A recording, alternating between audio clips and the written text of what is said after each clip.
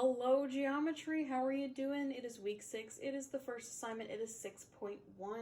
Today, if you watched my little check-in video for week 6, you saw that I'm going to start throwing in some fun lessons. So today is a geometry lesson. We're going to talk about some special right triangles and some trigonometry with them.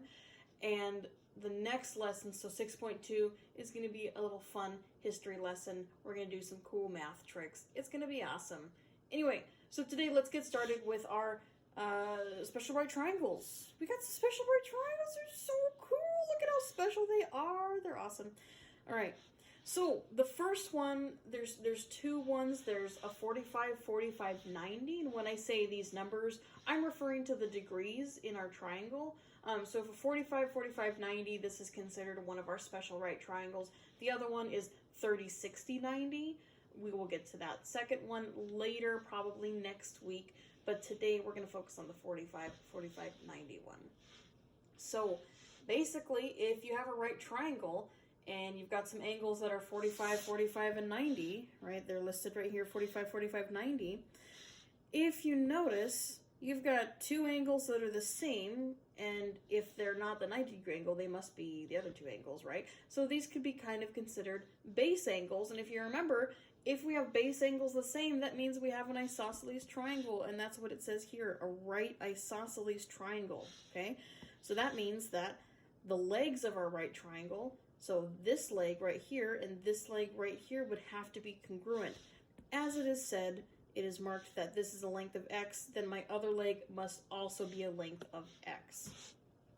So basically the special thing with these things is that if you've got your side lengths of x and x, then the hypotenuse is always going to be in this similar ratio where we have your hypotenuse being x times the square root of 2, all right? So again, this x right here is the leg length, so the length of the leg, and then the square root of 2 is just that how do you spell constant? Constant, there you go. Wow, that's really bad. It's a constant, all right? So let's just say that you have for example, you have a 45, 45, 90 triangle. So we have this isosceles right triangle with the same base angles here. If this leg had a length of 3 and this leg was also a length of 3, that means I don't even have to use the Pythagorean theorem here. I know that my hypotenuse is going to be 3 times the square root of 2. I'm going to do a very simple informal proof of where this is actually coming from.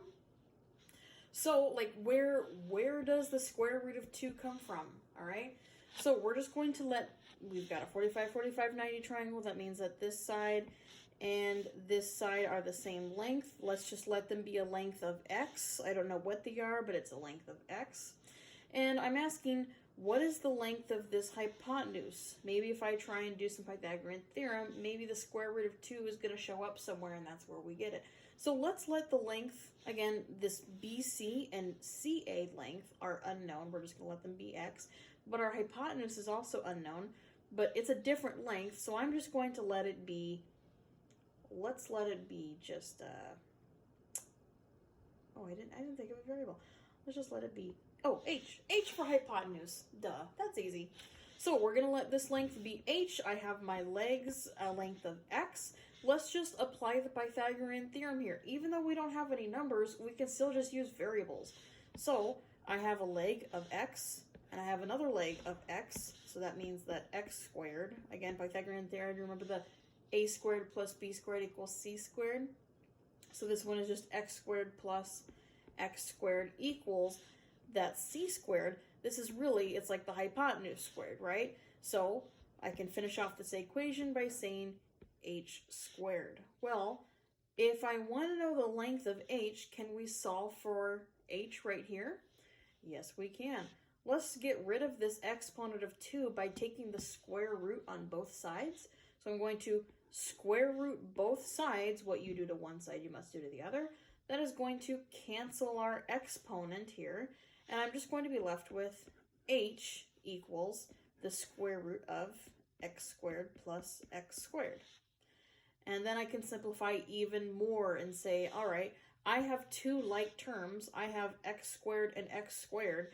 They're the same thing. I have two of them. I have two x squareds. So I could simplify the inside of this radical by saying I have 2x squared equals h. All right, I just combined like terms there basically. And then I'm going to simplify this even more and say, all right, let's work with this here and say, I'm going to break it up on this multiplication.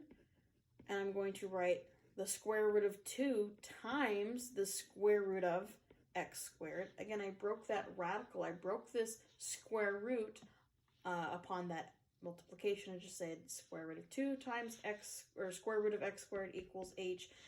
And then I can say, hey, oh my gosh, I can simplify even more. This square root and my x squared, those exponents are going to cancel each other, and I'm just left with square root of 2 times x equals h. And then we usually just write it as x square root 2 equals h. And hey, check it out. There's the length of my leg times this constant of square root of 2 that popped out when we used the Pythagorean theorem. So that's a little simple proof to show that it works. All right, informal proof. Let's apply this knowledge to find some values in some special right triangles. I didn't add in here, but let's just add in, this is a 90, 45, 45 triangle. So I have congruent legs and congruent base angles there in my right triangle, and I'm asking you to find the value of B and the value of C. Well, right off the bat, I know that the value of B has to be the same length as this side here, since they're congruent segments, right? So B is equal to 6. That's easy. Let's figure out what C is equal to. All right. Again, I'm just going to draw this little thing. We just had that theorem that said that our 45, 45, 90 triangles have this special thing, right? It has this special ratio, that says if I have my, oh, don't erase. Okay, if I have my side lengths there, that my hypotenuse has to be x times the square root of 2. So in this case, my x, again, like my side lengths here are both 6. So my hypotenuse has to be 6 times the square root of 2. I'm just taking that side length, right? The side length, the leg of my right triangle, and I'm just multiplying it by that constant of square root 2. So C is equal to 6 times the square root of 2. And if you plug that into your calculator to round it off to a decimal, you're going to get 6 square root 2. I got 8.485. All right, so that would be my hypotenuse length. And if we want to check, let's just check to make sure that makes sense real quick. So here's the triangle that we just figured out, 6 and 6, and a hypotenuse of 8.485, dot, dot, dot. I had to just cut it off there. Let's just check and make sure this makes sense and apply the Pythagorean theorem. Does 6 squared plus 6 squared equal 8.485 squared? 6 squared and 6 squared, that's 36 plus 36 equals 8.485. And then that's 72 equals, or 8.485 squared. 72 equals 8.485 squared. And then I just square rooted both sides to see if it would be 8.485 squared. Square root of 72 is indeed 8.485. So it checks out. 8.48. Okay, I'm going to move on to this problem because I keep saying the same numbers over and over again. All right. So that was not too bad. You just have a side length and you just multiply by a constant of square root of 2. Let's look at the next one. This one says, find the length of a diagonal of a square with a side length of 5. So if I have a square with side length 5, well, it's a square, so all of the side lengths have to be 5 here, so I can add those in. And it's asking, find the length of the diagonal. Diagonals and polygons connect opposite vertices, So a diagonal in my square would be this length right here that I'm drawing with the dashes. So what is the length of this square here? Again, you could use Pythagorean theorem if you want, but let's just make it really easy and say, hey, I've got legs. Sorry, I'm trying to highlight these. I have legs that are both 5. This is a 40, it's a 45, 45, 90 triangle, then I can use this special property and say that my hypotenuse is really just the length of my leg times the square root of 2. So here, the length of my leg is 5 times the square root of 2. And you could simplify that down if you want to round it out to a decimal. It's about 7.07. Okay. Okay, this one's a little bit longer. We can do it. It's a sketch of 45, 45, 90. I've got a lot of examples here, all right? So just bear with me. You're doing great. Sketch of 45, 45, 90 triangle. So here's my little sketch and my 45-degree angles here. With a leg length of 1, so here's my leg length of 1. Again, that means that the other leg has to be 1. Since it's an isosceles right triangle, then my hypotenuse would be 1 times the square root of 2, which is just going to be the square root of 2. So I'm going to simplify that to square root of 2. And this is find the trigonometric ratios for either of the 45-degree angles. So, I mean, it doesn't really matter. It's going to be the same since they're both 45 degrees. So let's just pick, stop erasing. Okay, let's just pick this one to be our reference angle. And we're going to find all the trigonometric ratios. We've just covered these, the TOA. So let's find, we started off with tangent, so let's find tangent of our 45-degree angle here. And tangent is opposite over adjacent, so that's 1 over 1, which is just equal to 1. Woohoo, super cool. Sine of theta, or of, again, this is like a 45-degree angle here. Sine of 45 degrees would be my opposite side over my hypotenuse. So my opposite side is 1. My hypotenuse is square root of 2. So 1 over square root of 2, and you could plug that into your calculator to evaluate just a decimal here, and you're going to get a decimal of 0.707. Cosine of 45 degrees of my angle here, again, we can get this from the diagram. Cosine is adjacent over hypotenuse. My adjacent side is 1, and my hypotenuse is square root of 2. It's the same thing as my sine. So my cosine ratio for my 45-degree angle is also 0.707. Okay, also look at that cute cat. He's very happy. He's sitting in the chair. Okay.